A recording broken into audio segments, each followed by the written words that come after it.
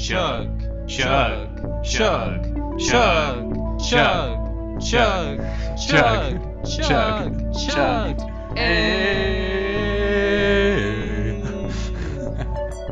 Hello, everybody, and welcome back to the Wizard Staff. I'm your host, Blake. And I'm Guy. And we are two drunk novices who like to talk about EDH. We do drink and swear, so you have been warned. Please drink responsibly while playing children's card games. Tonight, Guy and I are going to be talking about what makes an EDH staple, like what that means, and just like the general conversation around what a staple even is. We first got to talk about what we're drinking. So what are we drinking, Guy? Well, last night I was having a hankering for some coffee, and as I was walking over to McDonald's to grab my cup of coffee, I was like, you know what, this would be really good, spiked with some Baileys. I haven't done that in a while. But all the liquor stores were closed, and I was like, well, shoot. I texted Blake, and I was like, hey, Blake, tomorrow we'll drink Irish coffee. So what I meant was, go buy some Baileys, and we'll mix it into our coffee, and that'll be our drink. Partly, two reasons why I picked Baileys in specific was, one, Old Greg. Yeah, I'm Old Greg. Baileys from a show. I'm surprised we haven't, honestly, done Baileys before, up until now. Yes, we do really like Old Greg. Yeah, I think that was actually one of the very first videos, I first met you, and I didn't really know what you were like as a person, and then eventually you showed me this video, and I'm like, this is fucking weird. I like it. I like this kid. Yeah, I do. I think, yes, coming from Maryland to Washington, one of my friends has always referred to himself as Man Peach. And in Old Greg, he's like, what's the matter, little old, you fuzzy little Man Peach? And I was like, Jack, where's this come from? And then we watched the video, and and I agreed, the first time that I watched it, I was like, this is weird, but it's still kind of funny. And then I just watched it over and over again. But if you haven't seen the video, go check it out. It's pretty funny. Yeah. And so then that inspired me I went on this trip to Italy. I want to say that this was the very first alcohol that I ever had in my life. We were in our hotel rooms, and we had bought a bottle of Baileys at my request because of Old Greg. I was like, this is perfect. I'm with my friend Jack. We're in a foreign country. They don't care what age you are drinking. He pours it, and I'm looking at it, and I'm like, oh, is it milk? And Jack's like, well, no, it's a creamer. And I was like, it's supposed to go in something else? And he's like, yeah. But we didn't have coffee in our hotel room, so we were just straight drinking Baileys from the bottle. And yeah, that's the first time that I ever got actually drunk. Wow. What sick, deranged person would ever drink Baileys straight? Blake, what are you doing right now? So I didn't really have any coffee in my house right now. I had a Frappuccino and mixed it with that, but I already finished that, so I may be drinking Baileys straight right now. See, I honestly, drinking Baileys straight, fine. Mm-hmm. Drinking it with the Frappuccino is what I think is more sick and deranged. Really? Yeah, because because when you first said Frappuccino, I was like, oh, it's gonna be that milkshake thing that Starbucks sells. Yeah. You're referring to the ones in the bottle that are more just heavy, creamy, milky. And I was like, oh my god, Yeah, it tasted like a boozy milkshake. No, you'll have to let me know how you feel tomorrow, because I just can't imagine that you're gonna feel super great. Nah, probably not. Sugar and caffeine mixed with alcohol is not a good combination, kids. Remember Four Loko? Yeah. Alright. Well, okay, let's move on to our main topic. So, what makes an EDH staple? Mm-hmm. Well, we should probably talk... Before we even got started here, we need to lay out a disclaimer, So everything we're about to say is very general. you can nitpick and find specific counterexamples of what we're about to say. Like, there are exceptions to almost any rule, and we're just trying to talk big picture and with broad strokes here. So don't... Like a very abstract... It's like a Jackson Pollock. Yeah. You know, the paintings that are like the sizes of walls, and they don't really... It's just like paint splattered. That's it. Yeah. We're trying to do that. So, like, don't at us. We're just trying to be like, what makes a staple? You know, like, you talk, you know, you're like, oh, this is a staple, this is a staple. Well, what does that actually fucking mean? So, like, in my mind, there are 3 factors. There's effect, budget, and time. So, a card becomes a staple if it's the best at the effect that it does, if it's monetarily affordable, and the card has been out long enough for players to put it into their decks. Now, again, like another little disclaimer, if you play CEDH or competitive EDH, then budget is not usually a factor. You are willing to shill out as much money as possible to make your CEDH deck. Alright? Alright. Also, moving forward, I've always believed that there was a difference between like a staple and an auto-include. Mm-hmm. I think that people use those very interchangeably, though. They do. But to me, what a staple is very much what you said.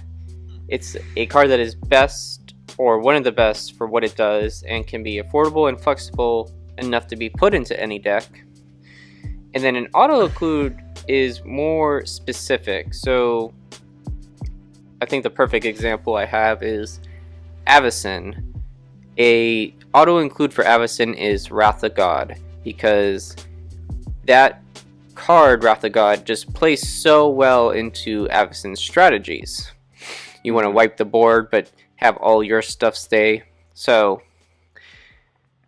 to me, that's the difference. And so, if I do say staple, I'm referring to cards that I think go in a much more broader sense.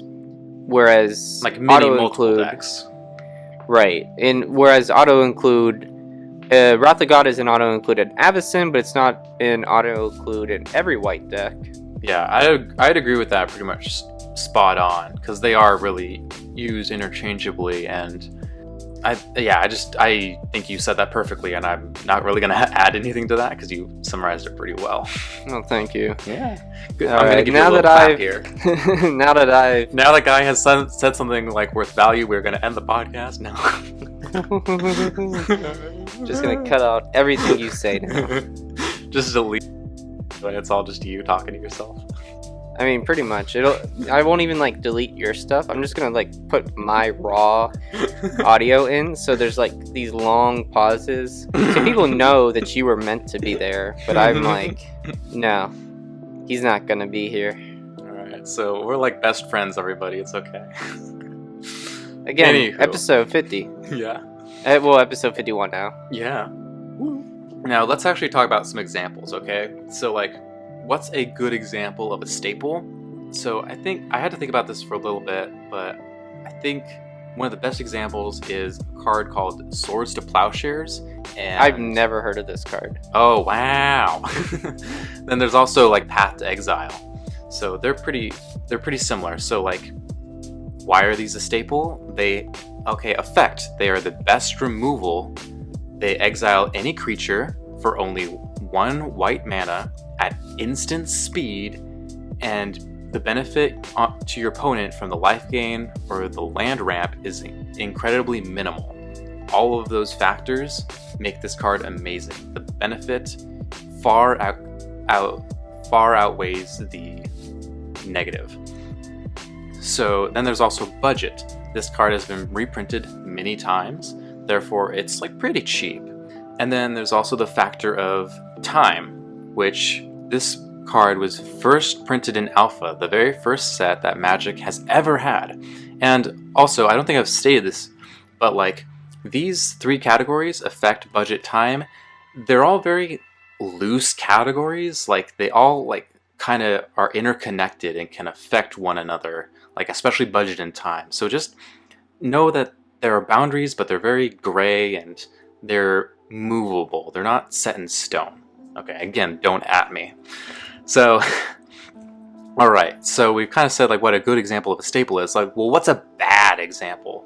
I'm going to list like 3 examples. Each one does not meet a certain criteria, and I tried to choose examples that really illustrate the point well. So a bad example would be a dual land, because the effect is amazing.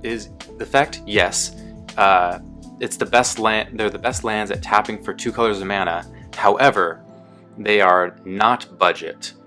There are so few reprints. Like, each dual land is over $100 at least. Under that requirement, it does not meet budget. Also, if you haven't figured it out already, we are talking about a more of a casual EDH standpoint, because that is a majority of the EDH audience. We are not coming at this from... This whole episode can be viewed entirely different if you're coming at it from a CEDH standpoint, so just know that. Yeah, so budget probably means $5 or less on a...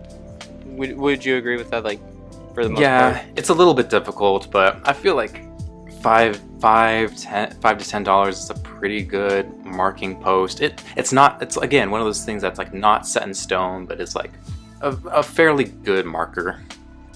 Yeah. Mm-hmm. And then the dual land does meet the time requirement. It was first printed in alpha, so it's been out available for a long time for people to pick up, but again, it's that issue of no on the budget. Yeah, and it's also a reserved list card, so even though it's been out just as long as Swords of Plowshare and Path to Exile, at some point Wizards said, okay, here's a certain list of cards that we will never reprint, and the dual lands were so powerful and so wanted, and people were shelling out so much money for them, that Wizards put them on the reserve list and then just said no more reprints. So there is only a set number of them, whereas to cards like Swords of Plowshare probably get reprinted once every year in Commander products or Commander related things. Yep, so once again, a dual land does not meet the budget requirement. Another bad example would be Arcane Signet. Now, hear me out. The effect is definitely within the top 10 best artifact ramp cards. Budget, yes, is like $5 at the time of recording, and it does not meet the time requirement because it was first printed a few months ago from the date of recording. So like maybe in a few months after this recording, more people will have this in their decks and be labeled a staple. I brought up this counterpoint of, we were looking over top 5 colorless cards, top 5 enchantments, etc., etc. An Arcane list does make that top 5 at the moment, so it is included in a lot of decks. Mm-hmm. You brought up the point that this is online versus paper, where it's very much easier to just make a quick change rather than get the card like as fast as possible. Arcane Signet could be a staple maybe in like another year, and we get another reprinting of it, because I'm sure that Brawl will just want to see it all the time. It's a card that has the potential to become a staple, but due to time so far, we're not listing it as a staple. Yep, exactly. Like, a card comes out, like, you can immediately update your deck list instantaneously, but like, if you have that deck in paper, assuming you have that deck in paper, it may take you like maybe a week or a month, or you might even wait 2 months just to actually put it in your paper deck. So online is much faster to respond. If you play EDH online, like, it may be like showing up constantly, and it does seem like a staple in your mind, but like if you go to like an LGS, it might take like another month or 2 for you to really start seeing it. But yeah, that is definitely a factor. Okay. Yeah. So then we move on to our last bad example of a staple. So I think we have Divination, which the effect does not meet this requirement. Like, this is a terrible draw effect, like in blue, and like even if you mix it with other colors, like the cost to the benefit is just so minimal. There are so many other cards that have drawing effects that are better in this color, And even though it meets the budget and time requirement, this just fails that one requirement, so it doesn't work. Also, a card doesn't need to fail just one category. It can fail multiple categories, but like it just needs to fail one to not really be labeled a staple. Okay, that was going to be my question for you. So in order to be a staple, you need to meet all three of these requirements. Yeah, I'm trying to think about like what the anti-staple card is now. Like one that's like just came out, super expensive, and is a terrible, terrible effect. I can't actually think of one off the top of my head. But for EDH, at least? Yeah, for EDH, like one that just came out, like it's like $100, and the effect is terrible. I'm not sure that even exists, just because again, all of these factors like are interconnected. Yeah, I don't think there's a card that I can think of in recent memory that would go into this. Maybe there are some cards that are overpriced, but yeah, they might be like have a really good effect, or they're really good in another format, or they're better in another format. So that's often also why some cards are just considered not staples, because cost of other formats are driving them up. But once cards like rotate out of like a standard set and then the prices go down, maybe then we can like slot some of those cards in. All right, so now we're gonna move on to like the my voice just cracked. Now we're gonna move on to like a different segment where we're gonna do like a little bit of an exercise. So like get your joggers on, put on your running shoes. Here we go. I thought it'd be fun if we went over to EDH Rec and looked at their top 5 EDH cards based on color and type. So what we're gonna do here is Guy is going to name the cards, and I am going to name like what they're best at in EDH. So like these are the top 5 based in color, and I'm gonna kind of say like why they're the best in terms of like their effect. All right, so. Swords to Plowshares. Removal. Path to Exile. Removal. Enlightened Tutor. That's a tutor. It's the best tutor. Smothering Ties. Ramp. Sun Titan. Recursion that's cheap. All right. We're moving on to blue. Counterspell. Interaction. Cyclonic Rift.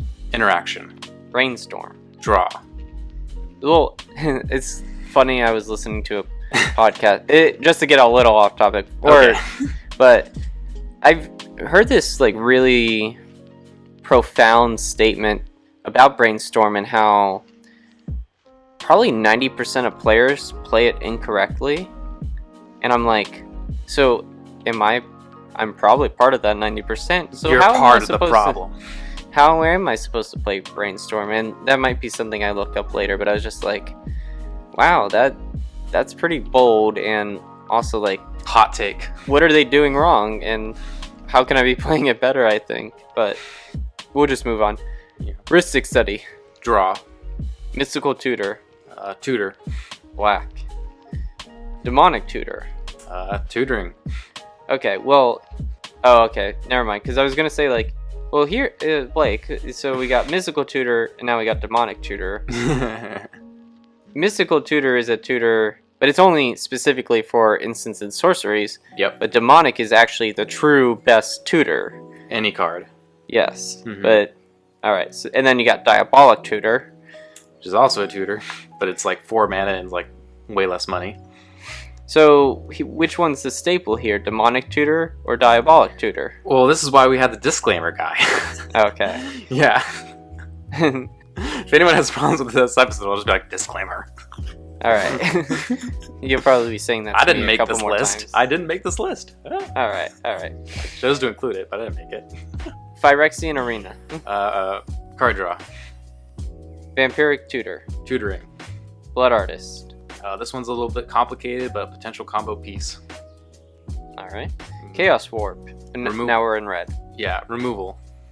Blasphemous Act. Removal. Vandal Blast. Also removal. Faithless Looting. Fast card draw. Gamble. Tutoring. And you can, at least so far, you kind of see that you're starting to see a pattern here. Yeah, you see a pattern, between not only like the color, you see a pattern between the colors and kind of like what their staples do. Like in white, we had a lot of good removal. Black had the best tutors. Red had some really good other removal. It's almost like there's a color pie philosophy. Weird. I wonder if WotC knows about this. We should call them. Hey, listen. We're starting to notice a pattern between the cards. Is this intentional? Alright, so green. Cultivate. Ramp. Kodama's Reach. Ramp. Eternal Witness. Recursion. Sakura Tri-Builder. Ramp. Beast Within. Removal. Alright, Colorless. Soul Ring. Soul Ring. Ramp. Lightning Greaves. Sorry, it's just too good of a card. This is Protection. Swiftfoot Boots. Also Protection. Commander Sphere. We're gonna go Ramp. Solemn Simulacrum. Ramp and card draw. 2 and 1. Alright. Multicolor. Signets. Just Ramp. Anguish Unmasking. Unmaking? Oh, well, yep, you're right. Removal. Merciless Eviction. Removal. Utter End. Removal. Putrefy. Also removal. Mortify. Also removal. Nice. Alright. Then we have categories by the type. Mm-hmm. So if Richard Simmons were doing our exercise at the moment and guiding us, he'd say like halfway there. All right. Creature. Sakura Tri-Builder. You're gonna notice some repeats here, folks. So we're gonna go with Ramp. Eternal Witness. Recursion. Llanowar Elves. Ramp. Reclamation Sage. Removal. Birds of Paradise. Ramp. I feel like I'm on Family Feud, and it's like there's the timer, and you have to answer these certain questions and give a response. Yes, yep, you're right. That's how I feel right now, but I'm nailing this. All right, instance. Swords to Plowshares. Removal. Counterspell. Interaction. Cyclonic Rift. Interaction. Beast Within. Removal. Anguish Unmaking. Removal. And now notice that like Beast Within has a direct counterpart in white, but the reason why Beast Within makes the cut and not Gifts Ungiven, Generous Gifts doesn't make, because they're the exact same card minus one makes a beast token and one makes an elephant token, but they're the exact same card, but Beast Within has been out way longer than Generous Gifts, and Yep. Generous Gifts has also only seen one printing ever. So yes, Generous Gifts is a really good card that could go into a lot of white decks, but Beast Within has just been out much longer and is a lot easier to get a hold of. Yeah, also mono green has a harder time dealing with permanents that are not creatures, whereas mono white arguably does. Right. And okay, I mean that is a good point. I know that they've talked about how Beast Within though is supposed to be very much a white card. Like they screwed up there. Yeah, well that's why they then made Generous Gift, right? Yes. Yeah. All right. Everyone loves it to play it though. Sorceries. Cultivate. Ramp. Kodama's Reach. Ramp. Farseek. Ramp. Rampant Growth. It's in the title, Ramp. Demonic Tutor. Tutor. Artifacts. Soul Ring. Ramp. Signets. Ramp. Swiftfoot Boots and Lightning Greaves. Yeah, I just condensed these two. This is Protection. Yeah. Talismans. Ramp. Arcane Signet. Woo, there we go. We got a Ramp. It's a bunch of Ramp. Enchantments. Smothering Tithe. Ramp. Rhythm of the Wild. Protection. Rhystic Study. Draw. Mirari's Wake. Ramp. Mystic Remora. Ramp. Planeswalkers. Yeah. I'm really surprised that Ashiok Dream Renderer is the first one here. Yeah, well, I will say, like, this entire list, based on permanent type, the list slightly changes based on the time setting that you give it.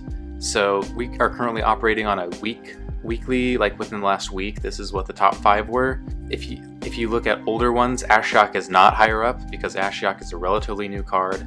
Yeah, So Ashiok is kind of like grave hate and interaction in the form of stopping your opponents from tutoring. Okay. Narset, Parter of Veils. Interaction as draw denial. Cool. Sahili, Sublime Artificer. This one's a little bit weird. Planeswalkers are just weird in EDH. This one's just kind of like a value piece. Okay. Yeah. Chase, Wielder of Mysteries. Combo. Nicol Bolas, God Pharaoh. People just really love Nicol Bolas, man. So he's so well liked. He's just like he's kind of the outlier here. He's just like an outlier in general because I don't think he's not like a staple to the red, black, blue decks. Definitely not. Or people just like him and people have found enough decks to play him in. It's like the best example of like the lore actually like being relevant and like players choosing to play cards. Lands, we got all of our basics. That's literally staple. Yeah, all of these cards are just like, the description is just like they're kind of the best at what they do. You got the basics. Command Tower goes in almost every EDH deck except for maybe monocolor decks. Shock lands, just because like they're the like most affordable aside from dual lands for their effect. You got the tri-lands just because they're super affordable and can tap for all three colors, even if they do come into play tapped. And they're just affordable. That's why people play them. And then you have Evolving Wilds, which again is affordable. You know, lands can get very expensive very, very fast. That was fun. If I did this when I first started, I would have been like, what do these cards do? It's kind of crazy to think that we can just name off. I could probably look at any card on here, except maybe like some of the planeswalkers, but for the most part, I would be able to like tell you pretty much what this card does. Yeah, and I think that's actually a really good point to bring up, where it's like you can like, if you play the game long enough, like you can just start to be like, oh, this is the staple. I always see this all the time. I know what the effect is just by reading the name, which is like really tough considering we're in a format that can play 20,000 cards. We can actually like name certain ones. That's crazy, isn't it? It's really it's funny because like in school, you know, I always felt like I had a hard time remembering all the different like mathematical equations and things. But when it comes to like naming a card, like, yeah, that's easy. Isn't that funny how that works? By the way, if you were like listening for the last couple of minutes and you ever thought like, why isn't X, Y, or Z card on this list? It's probably either very pricey and or it just came out, or it didn't make the cut because we only did the top 5 like cards after all. So maybe it wasn't powerful enough. Yeah, and I mean we're pulling all this data from EDH Rec, which so take that all with a grain of salt. Well, and EDH Rec is also just pulling it from multiple websites. So while maybe you see it so much in your meta, it could be just your meta, but not everyone's meta. So I just want to say, like, I know we kind of mentioned it briefly before, but like many of the conversations around staples, like, I don't know, if you just go on like Reddit or like various forums, like the main issue when you like talk about staples is people are often talking about budget. So again, that's one of the key factors. It's like kind of what we mentioned earlier, like $5 to $10 is still a lot of money for a majority of players, since a majority of players are casuals. Like, imagine if, okay, let's just say like every card in your deck is $5 and you build an EDH deck, which is 100 cards. That means your EDH deck is $500. Like, that's a lot of money, man, for like a stack of paper. Cardboard. Like, yeah, that's like not nothing.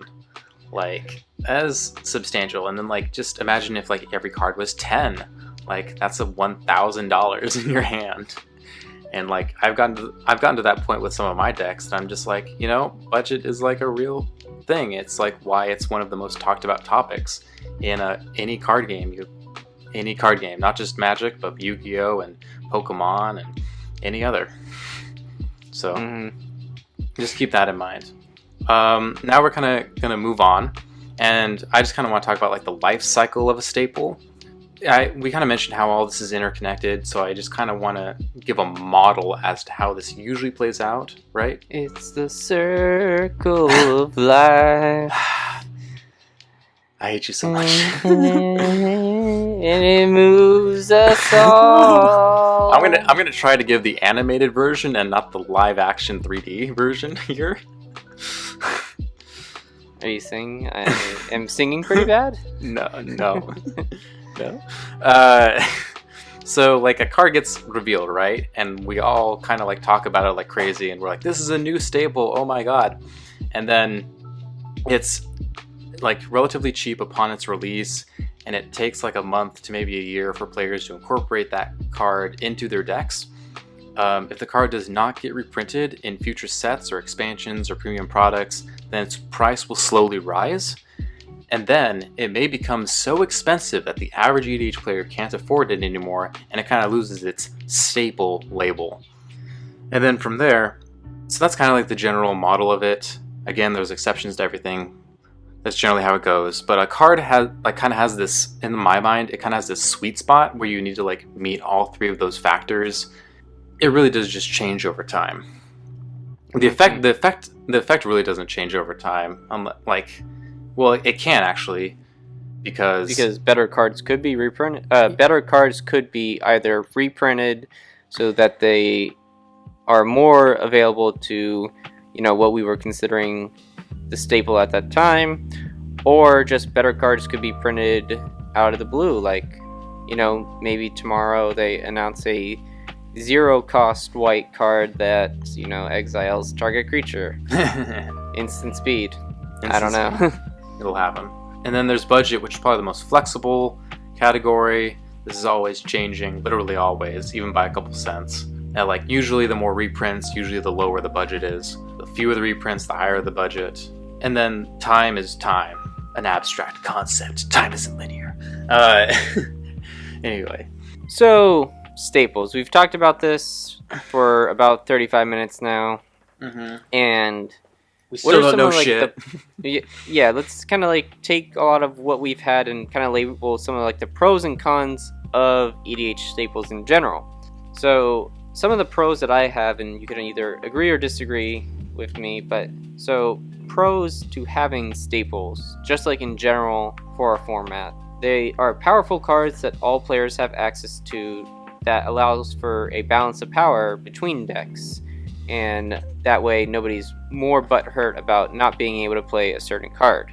So are you saying that like, okay, these are staples, meaning everyone is running these like semi-powerful staples, everyone is like of a similar power level? Is that kind of what you're trying to say?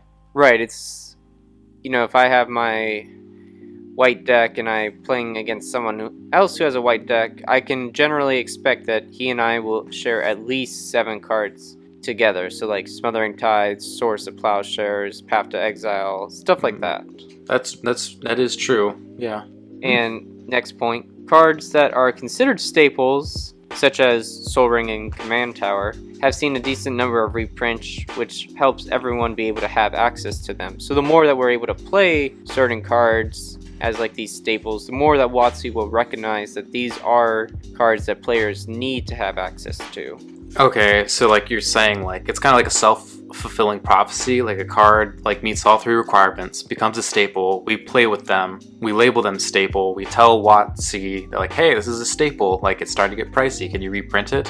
And then like they probably take like a couple like sets or a couple years to like find the perfect spot to like introduce the card again, but then eventually gets reprinted. So it's almost like self-fulfilling.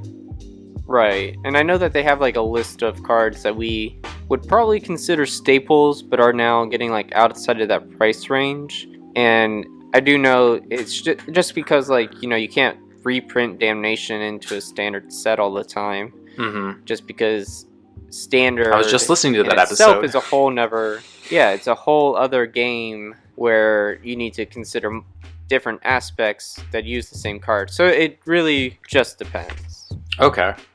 And I thought of like one more like positive point when talking about staples, which is that it really helps new players make a first draft of a deck. So like, you're new to the game, you're just like, oh, I don't understand anything that's going on, like I'm not a good deck builder, I'm just like, I don't know what to do, I'm lost. And go online and you see all these cards or staples, and so you're like, all right, I'll throw in this, and this, and it just sort of helps people build their first deck.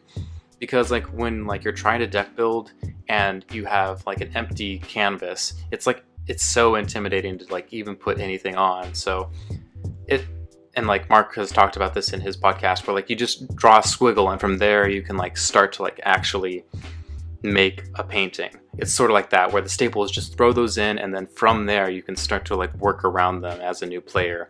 And then over time you're not so overwhelmed. Like, and then from there, like you might realize, hey, maybe this staple isn't actually best for this deck because it doesn't fully synergize with my strategy, and this card is better. But it's just a starting point. But you got to learn. Yeah, it's a lot of learning. And you got to play and experience it, and then you're like, okay.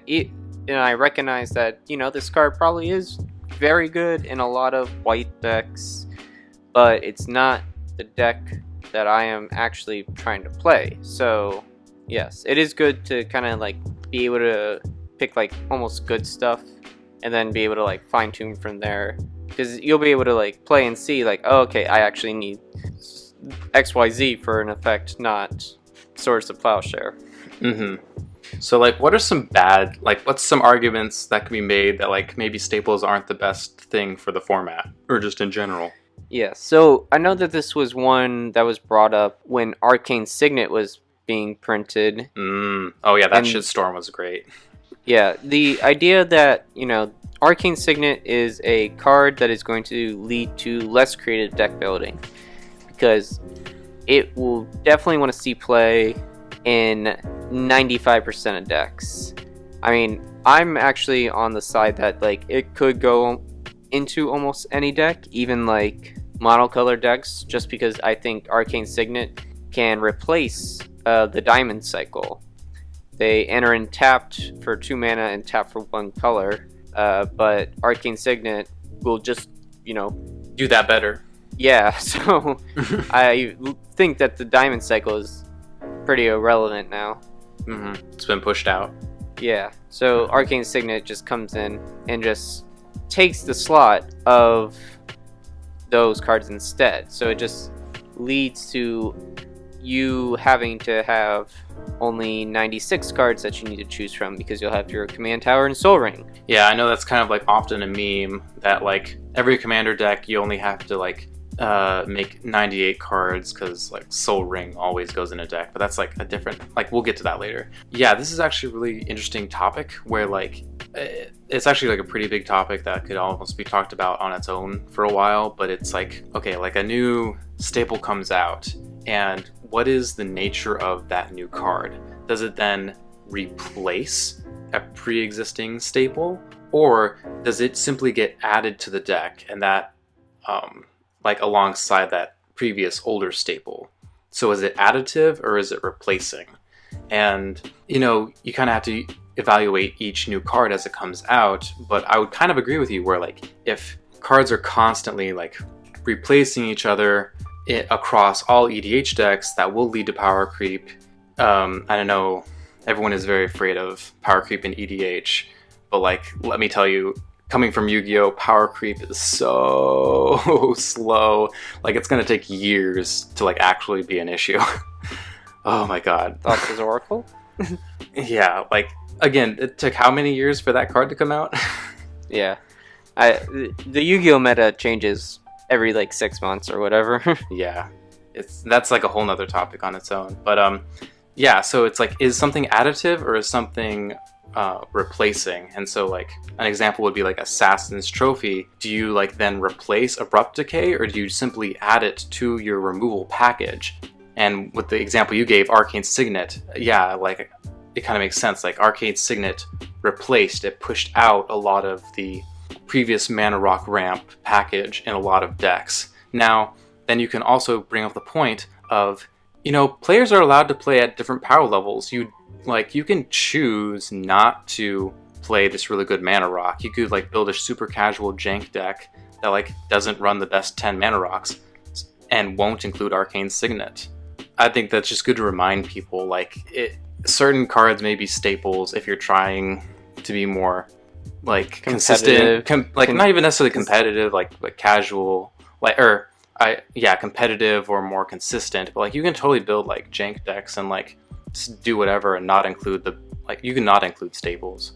It really just depends on what type of deck you want to make. And who you're playing against too, because that might be a challenge that you have with your friends, where you're going to say, all right, we're going to build decks, but we are not going to include these 3 cards, and we're also going to try and do it like a budget version almost. Yeah, and that's much more of a story and occurrence within like home metas, like kind of what you're in, Guy, where you just play with like your same few friends. But like that definitely happens and can't really happen if you go to LGSs. So this is a very big topic. It's very difficult to talk about. Yeah, so the boiling point, I guess, is yes, it is still okay that we have staples, but too many, I guess, of these replacing effects, or just it will eventually or could lead to less creative deck building. So we got to be careful, or WotC needs to be careful about how they approach that. Yeah, I mean, like, to some degree it is inevitable, and like I mean power creep is inevitable because we are in an eternal format where cards do not rotate out. So I think it really is then falling upon us, and what I said earlier, where it's like, depending on the power level, you don't need to include these staples if you don't want to. It's really on us. Alright, and then the second con that I was able to conjure up, at least for this list, is could cards that are being the best at what they do and be able to slot into many decks lend to more bannings. Now, I have a very specific example, but I think it's probably the best example for this idea, but Paradox Engine. It's a great card that most players would have said, yeah, it's a card that can go into any deck. If you know me and Blake, we strongly disagree with that. It's just that I think there was a lot of hype around it, and they were like, how can we, it's an auto include. It's a staple in every deck. You gotta have it if you want to be the best. And so that ultimately is what led to its banning, because it kind of died for the sins of casual players. If you want to use the card properly, you have to kind of build around it. But since too many people were just being played or were playing it and then not using it properly, it just kind of lends itself to being annoying. So I don't know, like, how could we, because I don't want to tell you not to play with cards, but staple, or we got to really be careful about what we call staples as well, because if everyone gets into the mindset that Paradox Engine is a staple, they're going to be like, well, okay, yeah, I definitely have to include it in my deck. Yeah, I'll say, like, I agree with like the point that you made, and I think Paradox Engine is like the perfect example of that. I will say this, in the grand scheme of things, I say is a relatively small problem though. Like, I don't think Paradox Engine is like the perfect example, but like this isn't happening every 3 months. This isn't happening every year. This is happening like once every, like, I don't know, couple years. So luckily this is a relatively small issue, but but our format's growing larger. Yeah. So it is something I think moving forward we would definitely need to consider. Yeah. Or pay attention to. Yeah. And I mean, yeah, Paradox Engine was a very special case, but like this does kind of transition into like this line of reasoning for like why some cards are this makes sense of why some cards are currently on the ban list, is like they are like ultra staples, and by that I mean like their effects are the best. And an example would be like every mono blue deck in EDH would want Time Walk, because it's simply like 2 mana for an extra turn, which is like severely undercosted, and like why would you not? Like, honestly. Well, that's also a like $5,000 card. Well, though. then, yeah, that's then now like, oh, it doesn't meet the criteria of affordability monetarily wise, like fiscally. I'm not going to lose too much sleep over it though. It was just one that I wanted to bring up for the sake of it just happened. Well, I still feel like it happened. I still miss my Paradox Engine. We say on like at every end card of our episode, free Paradox Engine, because it's yeah. true. Yeah, I mean, I guess it happened 7 months ago, 8 months ago.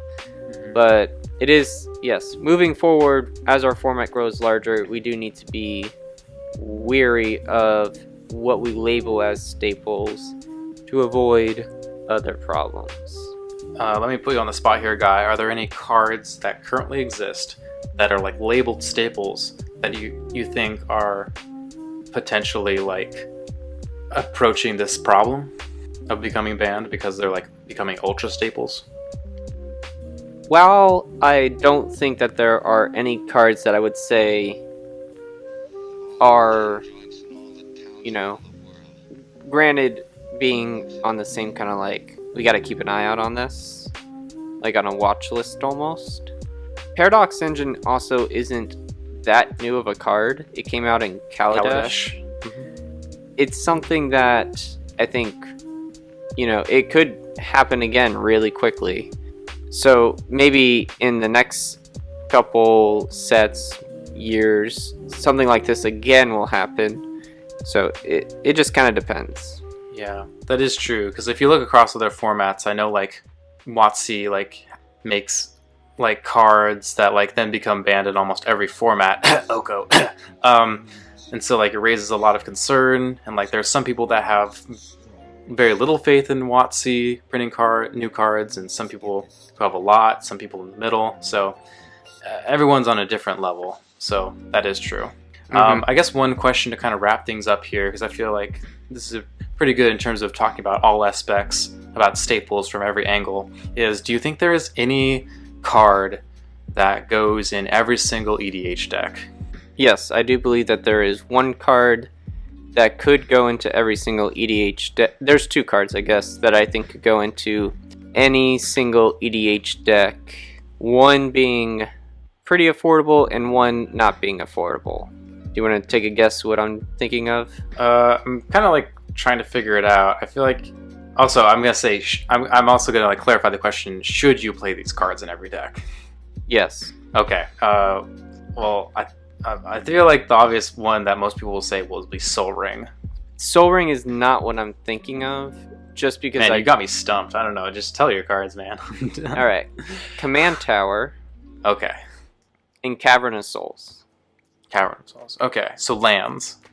Yes. Okay. I don't believe that there's any other kind of card that warrants a spot in every deck, because I'm sure there are more people out there.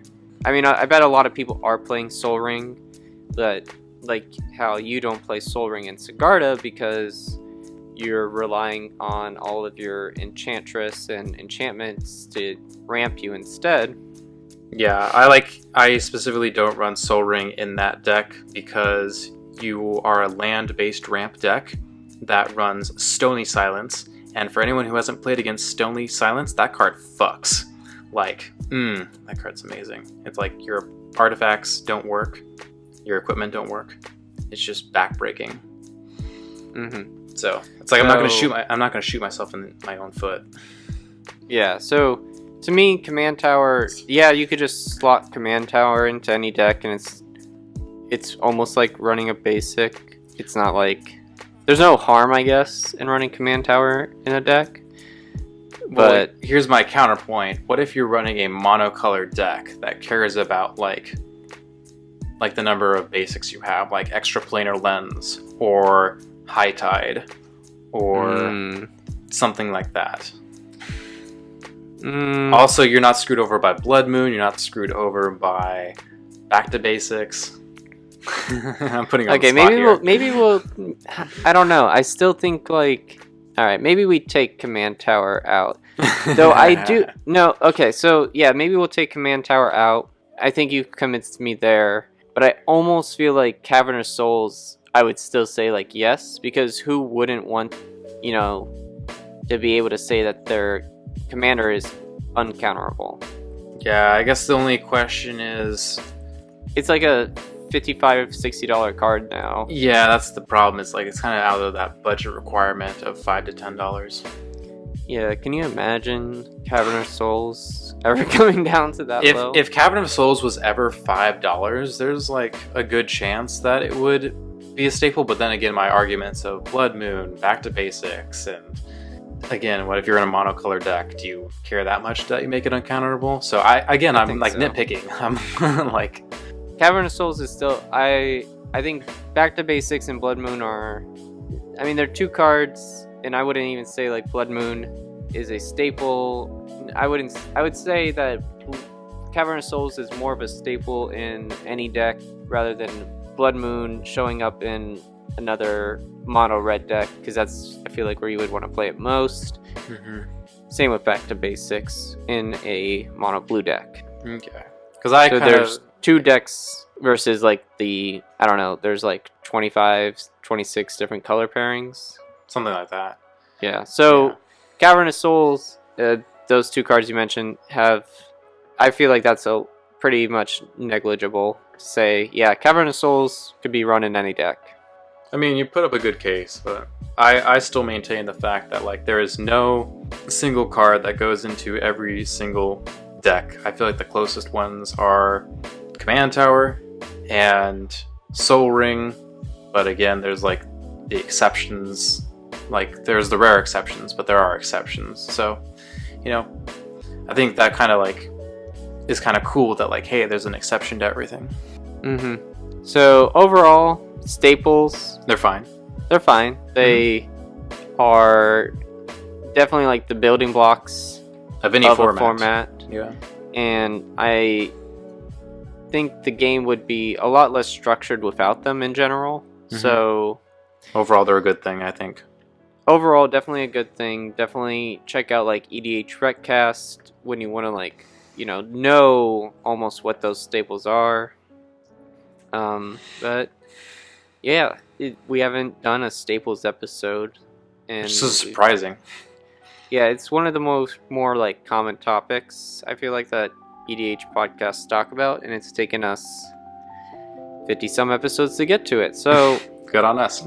Yep, finally doing it, but I feel like we have a little more hot, spicy take than what other people have said before. Yeah. All right. So thank you very much for listening. We hope you had a great time. You can find us at YouTube, The Wizard Staff, Twitter, The Wizard Staff 101. Email us at thewizardstaff101@gmail.com. We're on Facebook, Instagram. Find us on iTunes or Spotify. Leave us a like, comment, and subscribe. Thank you very much for listening, and have a great night. Peace out.